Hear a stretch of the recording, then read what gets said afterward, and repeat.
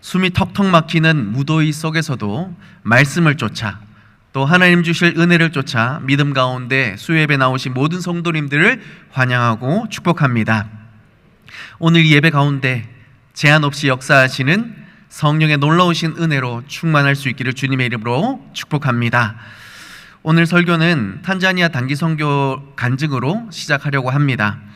하나님께서 이번 선교를 통해 부어주신 은혜가 얼마나 귀하고 놀라운지 귀국해서 만나는 모든 성도님들마다 침이 마르도록 간증했지만 말씀을 전하는 자리에서 다시 한 번 더 은혜를 나눔으로 더 많은 성도님들이 대개 이 은혜를 전하는 것도 참 중요한 것이라 여겨져서 함께 나눕니다. 우선 탄자니아 단기 선교회 함께 기도와 물질로 후원해 주신 모든 성도님께 진심으로 감사를 드립니다. 이번 단기 선교는 팀 이름처럼 정말 감탄이 넘쳐나는 선교였습니다.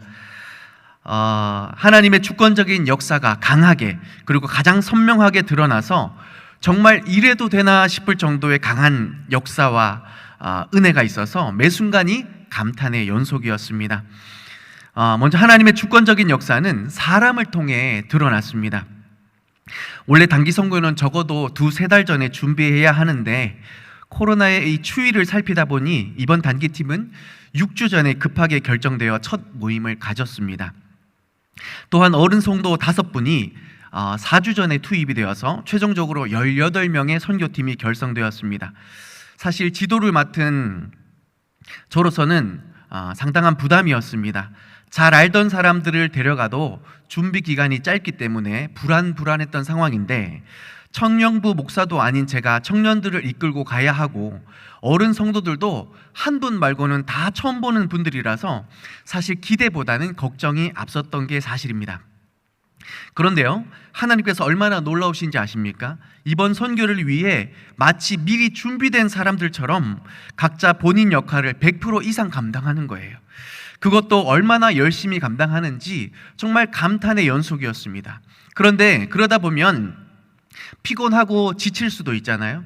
그럼 불평하고 싫은 소리가 나오기 마련인데 서로 배려하고 도와주고 기도해주고 사실 단교 선교 준비하다 보면 누구 하나는 꼭 싸우거든요. 그래서 가니 안 가니 난리를 피우고 또 그 모습을 보는 저로서는 그럴 거면 가지 마! 라면서 막 이렇게 엄포를 놓기도 하는 이런 과정들이 늘 한 번씩은 있기 마련인데 처음부터 끝까지 우리 팀원은 너무 좋은 그 관계 속에서 끝까지 하나님의 일들을 아름답게 감당할 수가 있었습니다. 그래서 한 청년이 이렇게 말하더라고요. 목사님, 이번 단기 선교팀 짧은 시간 안에 준비하느라 진짜 빡센데 분위기는 정말 역대급으로 좋다고 그렇게 말하더라고요. 그래서 제가 그 청년에게 이야기했습니다. 야, 다 하나님 은혜야. 그러나 감탄 선교팀이 현실적으로 해결해야 하는 문제들이 많았습니다. 무엇보다도 재정 문제가 컸습니다. 비행기 값이 2배나 오르고 물가가 말도 안 되게 치솟아 오르면서 실제로 선교를 위해 사용할 수 있는 금액이 턱없이 부족했습니다. 그런데 하나님께서도 이마저도 주권적으로 역사해 주셨습니다. 하나님께서 어떻게 해야 할지 기도할 때마다 저에게 지혜를 주셨고 전략을 주시는데 그대로 순종했더니 하나님이 진짜 막 차고 넘치게 부어주시는 거예요. 저희가 후원 부스를 열었던 첫날 다들 하나님의 주권적인 역사를 그 자리에서 강하게 경험할 수 있었습니다. 물가가 올랐다라는 말은 그만큼 가게가 다들 힘들다라는 의미이기도 한데 누군가는 몇 년간 모아두었던 그 갯돈을 이따만한 갯돈을 툭 저희 선교를 위해서 주시기도 하고 자기 용돈을 선교를 위해 다 드린 초등학교 학생의 후원이 있기도 하고 또 한 구역원이 덜컥 굵직한 봉투를 내미는데 같이 있던 집사님이 막 눈물을 흘리시는 거예요. 왜 그러시냐고 여쭤봤더니 아유 목사님, 내가 저 집 상황을 너무 뻔히 아는데 어떻게 저런 큰 돈을 낼 수 있었냐고. 다 하나님 은혜고 정말 감탄입니다, 이렇게 말씀하시는 거예요. 이뿐이 아닙니다. 제가 사역을 준비하다 보니까 필요한 게 진짜 한두 가지가 아니었어요. 어마무시했습니다. 반찬도 준비해야 되고, 선교사님 챙겨드릴 개인 물품도 준비해야 되고, 선교 물품도 준비해야 하고, 필요한 모든 재반 등 사항들을 준비하다 보니까 와, 이게 장난이 아닌 겁니다. 그런데요, 고민하다가 이건 이분이 좀 도와주셨으면 좋겠다. 떠오르는 이름과 얼굴들을 기억하면서 기도하면서 전화를 드렸는데, 기다렸다는 듯이 이분이 목사님, 그거 제가 해드릴게요, 제가 하고 싶어요 라고 말씀하시는데 정말 감탄의 연속이었습니다. 이런 도움은 심지어 우리 교인들뿐만 아니라 아시아나 항공사회까지 미쳤다라는 거 아십니까? 저희가 선교사님들의 이 필요를 채워드리려고 사역에 이렇게 짐을 꾸리다 보니까 진짜 그동안 모든 짐보다 역대급으로 짐이 많았어요. 23kg짜리 그 이민 가방을 34개나 준비해 갔거든요. 짐이 어마어마한데, 문제는 저희가 비용 때문에 최저가 항공을 이용해야 하다 보니까 이 한 번에 가는 게 아니라 몇 번을 경유해야 합니다. 근데 그때마다 이 34개 가방을 다 찾고 다시 다 붙여야 되는 이 기가 막힌 상황에 놓여 있었는데, 쉽지 않겠다 싶었어요. 그런데 바로 전날에 수화물을 통합해서 보낼 수 있는 방법이 있다는 정보들을 저희가 알게 됐습니다. 그래서 아시아나 항공사에 마침 문의하러 갔더니 그곳을 책임지는 매니저가 바로 그 자리에 있는 거예요. 그래서 사정을 저희들이 막 이야기했더니 이렇게 이야기합니다. 원래는 저희가 이 일을 안 해줘도 아무 상관이 없고, 사실은 이 일을 해주면 우리 항공사에 오히려 부담이 들 수밖에 없는데, 저 차곡차곡 쌓여진 짐들을 보니까 제가 해드릴 수밖에 없겠네요. 다 탄자니아 아이들을 위한 선물이죠. 얼마나 열심히 쌌는지 그 수고가 고스란히 느껴집니다. 저희가 좀 힘들더라도 해드릴게요. 그 많은 짐들을 경유지에서 안 찾아와도 되도록 직원들이 저희 때문에 거의 1시간 동안 2개 레인을 막아놓고요, 그 짐을 다 붙여줬다는 거 아니겠습니까? 심지어 항공사 직원까지 하나님의 은혜가 뻗어 있는 것을 경험하면서 하나님의 높고 위대하심을 찬양할 수밖에 없었습니다. 이 외에도 하나님의 주권적인 역사는 사역을 통해서, 또 날씨를 통해서, 일정을 통해서도 드러났었습니다. 짧은 기간에 준비한 콘텐츠가 뭐 그리 대단할 수 있었겠습니까? 많은 하나님께서 이 모든 것을 대단하게 이루어 주셨습니다. 어느 날 바람개비를 만들어 야외 활동을 해야 하는 그날에 하나님께서 선선한 바람을 불게 하셔서요, 바람개비가 세상에 그렇게 예쁜 바람개비가 될 줄 몰랐습니다. 뿐만 아니라 페인트 칠을 해야 하는 날 쨍쨍한 날씨를 주셔서 며칠 걸려도 다 할 수 없는 일을 하루 만에 하게 하셨습니다. 날씨마저도 주관하시는 하나님의 은혜가 모든 사역 가운데 기름 부어주시는 은혜로 말미암아서 탄자니아 아이들과 만나는 모든 시간들 속에 하나님의 나라의 기쁨을 누리게 하셨습니다. 탄자니아 아이들에게는 정말 멋진 믿음의 추억이 쌓여가는 시간이었고, 감탄 팀원들 한 사람 한 사람들은 하나님의 이러한 주권적인 역사와 은혜 앞에 그들의 심령이 먼저 회복되어지고 새로워지는 시간들을 경험했으며, 우리 귀한 선교사님들에게는 마치 모든 사역이 우리가 하나님의 손길처럼 다가와서 정말 큰 위로와 소망으로 불어일으키는 너무나 귀하고 복된 시간이 될 수 있었다는 것입니다. 그래서 이번 단기 선교를 짧게 정리한다면 이렇게 표현할 수 있을 것 같습니다. 우리에게 가장 좋은 것 주시기를 원하시고, 우리를 얼마나 사랑하시는지를 나타내시기를 원하시는 하나님께서 주권적인 역사, 즉 하나님께서 계획하시고 하나님께서 이루시는 은혜의 역사로 동참하는 모든 이들과 모든 시간들 속에 하나님이 함께 하신 줄 믿습니다. 이러한 축복의 자리로 불러주신 하나님께 저는 그저 감사할 따름인데요, 사랑하는 성도 여러분, 이러한 은혜가 비단 선교 안에서만 이루어지는 특별한 은혜일까요? 아닙니다. 우리 모두에게 약속된 특별한 은혜요, 지금도 우리는 이 은혜를 누릴 수 있는 줄 믿습니다. 이런 삶이, 이러한 주권적 은혜와 역사 속에 놓이게 될 때 우리의 삶이 얼마나 행복할까요? 하나님이 계획하시고 하나님께서 반드시 이루시는 그런 삶이라면 잘 될 수밖에 없지 않겠습니까? 비록 고난이 우리에게 펼쳐진다 할지라도 주께서 온전히 이루실 것을 알기에 오히려 우리는 감사하며 그 하나님의 역사를 기대하며 나아가는 우리의 삶이 되어지게 될 것입니다. 이 은혜와 축복을 모든 성도님들이 반드시 받아 누리시기를 주님의 이름으로 축복합니다. 오늘 본문의 다윗은 하나님의 주권적인 역사를 가장 깊고 풍성히 경험한 인물입니다. 어린 목동 다윗이 왕이 될 수 있었음은 하나님의 주권적인 은혜입니다. 골리앗을 쓰러뜨리고 그 앞에 선 어떤 적병도 다 물리칠 수 있었던 것도 하나님의 주권적인 은혜입니다. 오늘 본문에 자신을 죽이러 쫓아오는 사울 앞에서도 구원함을 받았을 뿐만 아니라 사울에게 오히려 저주가 아닌 축복의 말을 들을 수 있음도 오직 하나님의 주권적인 은혜의 역사인 줄 믿습니다. 그 비결이 무엇일까요? 오늘 본문의 다윗의 이 고백에서 그 비밀을 발견할 수 있는데요, 키워드를 제가 설교 제목에 담아보았습니다. 우리 설교 제목 큰 소리로 함께 읽어보겠습니다. 갚으시는 하나님. 한 번 더요. 갚으시는 하나님.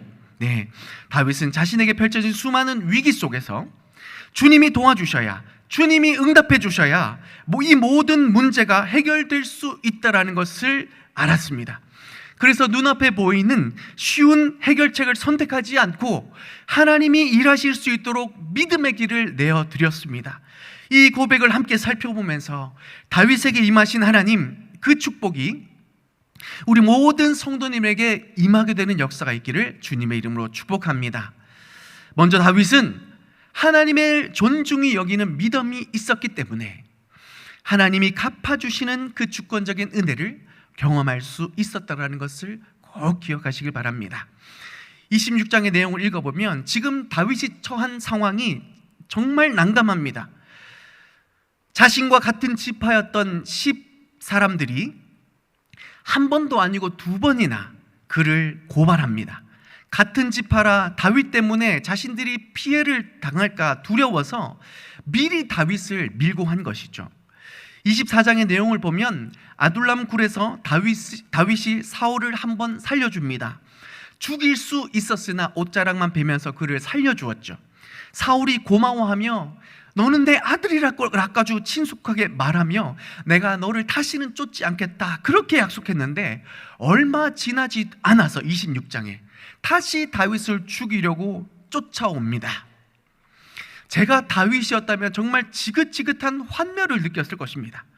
자기 편이라 생각했던 사람들의 배신, 한 번도 아니고 2번이나, 내가 은혜를 베풀었음에도 불구하고 언제 그랬냐는 듯이 태도를 바꾸어서 심지어 나를 또다시 죽이러 오는 그 사울의 뻔뻔함에 정말 환멸을 느꼈을 것입니다. 6절을 보니까 다윗의 마음이 별로 저와 다르지 않다라는 것을 발견합니다. 3,000명의 병사에 에워싸여 보호받고 있는 사울을 죽이기 위해 다윗이요, 그 부하 한 명과 몰래 침투하는 사건을 벌입니다. 얼마나 위험천만한 작전입니까? 거의 자살 행위나 다름없음에도 불구하고 이 일을 감행할 만큼 다윗이요 절박했고 자신의 청황이 지긋지긋했던 것이었습니다. 그런데 그날 밤 희한하게도 3,000명의 병사들이 아무도 눈치채지 못하고 다들 깊은 잠에 빠져서 다윗과 아비새가 사울왕 앞으로 다가갈 그 동안 아무도 꿈쩍하지 않았다라는 것이죠. 다윗에게는 절체절명의 기회가 찾아왔습니다. 참 공교롭게도 사울의 머리맡에는요 창이 놓여 있었습니다. 그래서 아비새가 말합니다. 내 주여, 명령만 하십시오. 2번 찌를 것도 없이 한 번에 사울을 죽이겠습니다.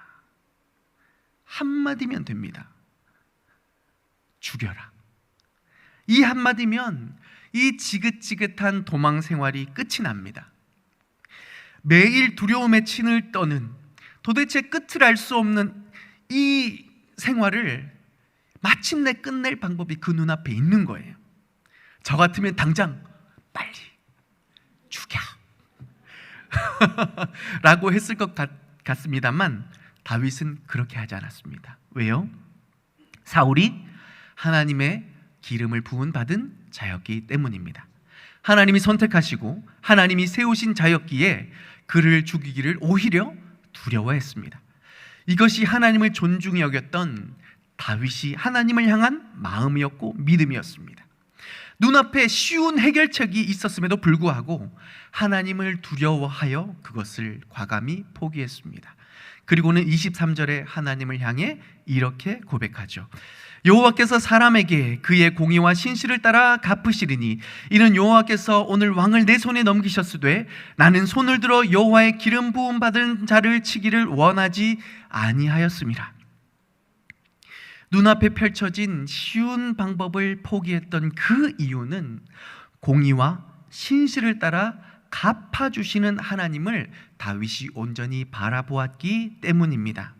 하나님을 향해 믿음으로 나아가는 모든 심령에게 은혜를 베푸기를 기뻐하시는 하나님이 다윗의 이 문제에 개입해 주셔야 비로소 근본적인 문제가 깔끔하게 해결된다는 것을 다윗은 알고 있었기 때문에 눈앞에 쉬운 방법을 쫓지 않고 하나님의 방법을 쫓아 믿음으로 결단했던 것입니다.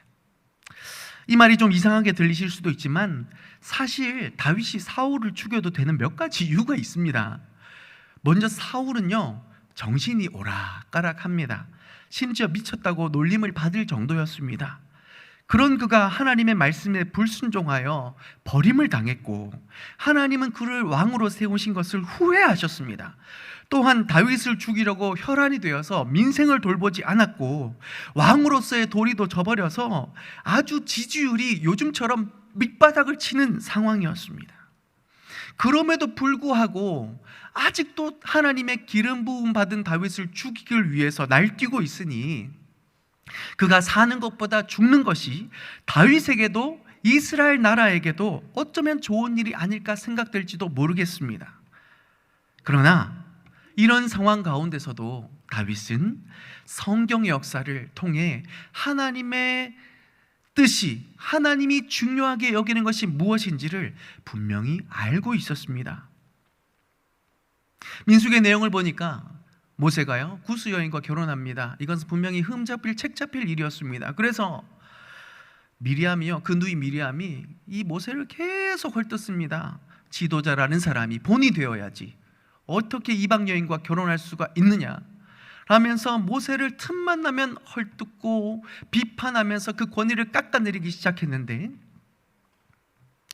하나님께서 모세를 벌하시는 것이 아니라 오히려 힐난하고 비판했던 미리암에게 문둥병을 주시죠.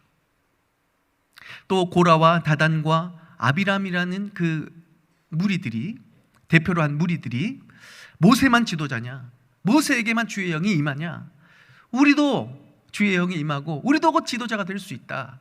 모세 말만 듣지 말고 우리 말도 들어라.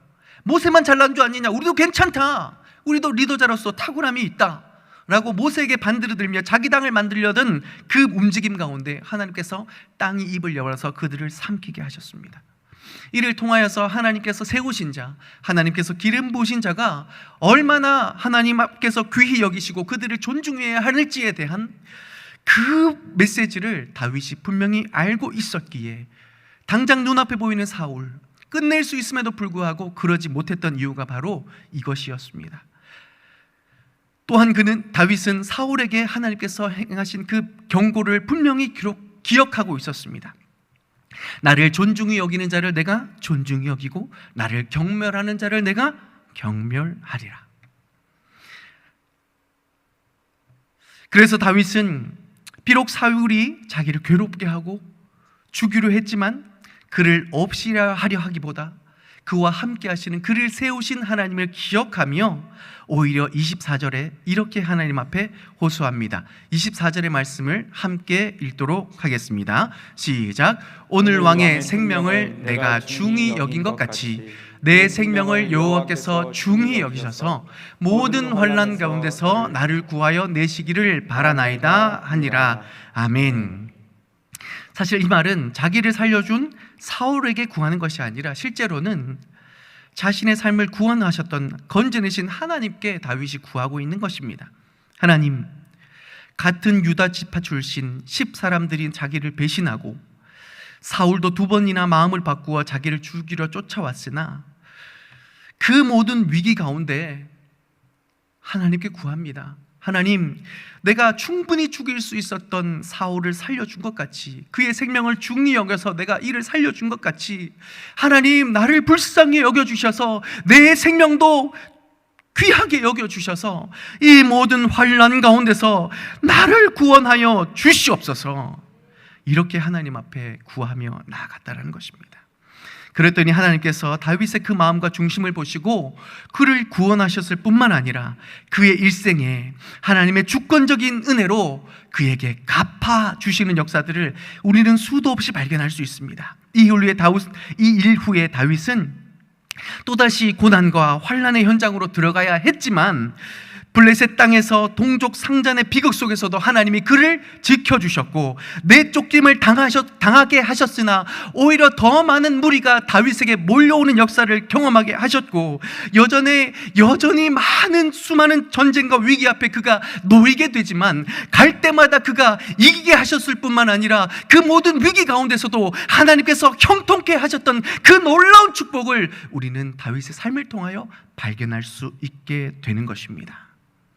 다윗이 그 눈앞에 당장 해결할 수 있는 그 해결책이 있음에도 불구하고 하나님을 존중히 여기는 믿음 가운데, 하나님의 은혜를 구하는, 갚아주시는 하나님의 은혜를 구함 가운데 포기할 것은 포기하고 오히려 하나님의 길을 내어드리는 믿음의 결단을 통하여 하나님의 이러한 갚아주시는 은혜를 경험할 수 있었던 것입니다. 따라서 우리는 이 다윗의 믿음을 늘 기억하면서 우리도 하나님을 존중히 여기는 믿음 가운데 내가 행할 수 있으나, 내가 선택할 수 있으나 하나님이 나의 삶에 개입하실 수 있도록, 하나님이 나의 삶 가운데 역사하실 수 있도록, 나의 삶의 근본적인 문제를 주님이 해결하실 수 있도록 하나님을 가장 우선하며 그 하나님을 믿는 믿음 안에 우리가 심어야 할 믿음의 씨앗을 심을 수 있기를 주님의 이름으로 축복합니다. 단기 선교 하면서요, 어떻게 어려운 일이 없었겠습니까? 어려운 일들 있었습니다. 재정 문제도 해결해야 되고요, 또 일정 문제도, 프로그램 문제도 해결해야 되고, 환경 문제도 해결해야 되고, 여러 가지. 그러나 하나님의 부르심과 은사에는 결코 후회함이 없다라는 하나님의 말씀을 떠오르게 하시며, 하나님께서 어떻게 해서든 우리에게 선한 길로 인도하시며 가장 좋은 길을 허락하여 주시를 그 하나님을 믿는 믿음 가운데 오늘 주신 은혜를 놓치지 않고 최선을 다하여 한 걸음 한 걸음 믿음으로 내걸었더니 하나님께서 정말 감탄의 역사를 이 한국 땅에서 뿐만 아니라 탄자니아 땅에서도 일으켜 주셨고, 그 탄자니아를 감탄케 하시는 역사가 오늘 제가 여러분 앞에 간증을 하면서 이 감탄의 역사가 흘러가는 은혜를 맛보게 하시는 놀라우신 주님을 우리는 하나님 앞에 하나님의 길을 내어드릴 때 이 은혜를 간증할 수 있게 될 줄 믿습니다. 뿐만 아니라요, 다시 한 번 더 감사드릴 것은 우리 가게가 다 힘들고 어려운 상황 속에서도 하나님을 존중히 여기고 하나님을 기대하는, 하나님의 역사를 기대하는 마음으로 한 푼, 두 푼 내지는 어쩌면 정말 부담스러운 큰 금액을 믿음으로 헌신할 수 있었던 그 모든 이유들은 하나님을 존중히 여기는 믿음이 있었기 때문인 줄 믿습니다. 제가요, 또 돌아와서 또 이런저런 간증을 고백하며 감사를 나누던 중에 어떤 한 분이 또 이런 간증을 하시더라고요. 목사님, 제가 이번 탄자니아 단기선교 후원을 했는데요, 그것 때문에 사실 이 물건을 못 샀었는데 하나님이 기가 막히게 회사에서 이 물건을 저에게 갚아주시는 거예요. 놀라우신 하나님을 찬양해요 막 이렇게 고백하는데, 하나님이 정말로 하나님을 존중히 여기며 하나님의 나라를 우선하여 믿음으로 결단한 그 걸음 가운데 갚아주시는 은혜가 진짜 있구나라는 것을 또다시 한 번 더 고백할 수밖에 없는 은혜의 시간이었습니다. 사랑하는 여러분, 우리의 눈앞에 하나님보다 더 커 보이는 현실의 문제와 어려운 상황들을 우리는 늘 경험해야만 합니다. 그러할 때 우리가 선택할 수 있는 여러 가지 해결 방법도 있고, 우리의 지식과 우리의 경험과 여러 가지 방법이 있다 할지라도 그 나의 모든 문제의 근본적인 해결은 하나님께 있음을 믿음으로 고백할 수 있기를 소망합니다. 그리하여 하나님이 기뻐하시는 방법으로 우리의 믿음을 심을 수 있는 귀한 믿음의 결단이 있기를 소망합니다. 말씀을 맺으면서요, 이런 예화 하나를 소개해드리고 싶습니다. 제가 요즘 참 많이 좋아하는 충만이라는 곡인데, 이 충만이라는 곡을 손경민 목사님께서 작곡을 하셨어요. 작곡가에게는 늘 한 곡을 이렇게 발표할 때 하나님께서 이렇게 검증하시는 시간들을 거쳐가게 하신다라는 그런 말씀을 하시던데, 우리 송경민 목사님 어릴 적부터 참 가난한 삶을 사셨습니다. 그래서 어쩔 수 없이 어린 나이에도 불구하고 구두 닦기를 하면서 겨우겨우 하루하루 버텨내는 그런 삶을 하셨는데, 감사하게도 이 작곡이라는 귀한 달란트로 이제는 좀 어느 정도 자리가 잡게 되고 좀 여유가 있어지는 어느 한 날, 자신의 그 모든 배경을 알고 있는 친한 지인이 자신의 작업장에 한번 놀러와 보겠다고 놀러와서는 이곳 저곳을 둘러보는 거예요. 그래서 작업실 위에, 바로 위에 옥탑방이 있는데 옥탑방까지 다 둘러보고는 잘 있어 하고 그냥 가는 거예요. 가만히 생각하니까 저 사람 왜 왔지? 라는 생각을 문득 하게 됐는데, 그 다음날 그 이유를 알게 됩니다. 새벽에 갑자기 문자가 막 오기 시작하는데 이 목사님 어머니가 놀라가지고 아들 빨리 일어나봐, 이게 뭐야? 라고 얘기하는데 출근 메시지가 막 뜨는 거예요. 막 그 통장 안에는 자신의 생활비와 내야 할 세금과 심지어 학교 운영에 있어서 지출해야 될 공과금까지 다 들어있었는데 수십 수백만 원이 막 인출되는 거예요. 이게 무슨 일인가 가만히 생각했더니 그 전날 이 작업실을 실컷 구경하고 옥탑방까지 구경했던 그 지인이 생각이 나는 겁니다. 마침 봤더니 옥탑방 창문이 열려 있어요. 이럴 수 있구나. 사람에 대한 너무나 큰 실망과 심지어 이제 좀 살만하겠구나라는 그 모든 환경들이 순식간에 와르르 무너져 내리는 이 기가 막힌 상황들 속에서 이 충만이라는 곡을 작곡하고 발표하게 되셨습니다. 그 내용은 이렇습니다. 무명이어도 공허하지 않는 것은 예수 안에 난 만족함이라. 가난하여도 부족하지 않은 것은 예수 안에 오직 나는 부요함이라. 고난 중에도 견뎌낼 수 있는 것은 주의 계획 나 믿기 때문이라. 실패하여도 일어설 수 있는 것은 오직 예수 안에 오직 나는 승리함이라. 난 예수로 충만하네. 난 예수로 충만하네. 영원한 왕 내 안에 살아계시네. 눈앞에 보이는 여러 가지 현실의 문제 앞에 우리가 하나님을 선택하기가 쉽지 않은 그때에 이 충만이라는 곡을, 이 가사를 늘 기억하실 수 있기를 바랍니다. 하나님이 내 안에 살아계시고 십자가의 그 사랑으로 변함없이 나의 삶을 인도하신다라는 그 충만한 은혜 앞에 우리는 눈앞에 있는 당장의 해결책을 선택할 것이 아니라 하나님께서 내 삶에 주관하셔야, 내 삶에 손대어 주셔야 비로소 나의 삶이 온전할 수 있다라는 그 분명한 믿음 가운데 좁고 험한 길을 선택할 수 있는 우리 모든 믿음의 성도님 되셔서 하나님께서 갚아주시는 인생, 주권적으로 역사하시는, 그래서 하나님이 우리를 위하시면 도무지 막을 수 없는 그 사랑과 은혜 앞에 하나님의 나의 아름다움을 간증할 수 있는 우리 모든 성도님 되시기를 주님의 이름으로 축복합니다.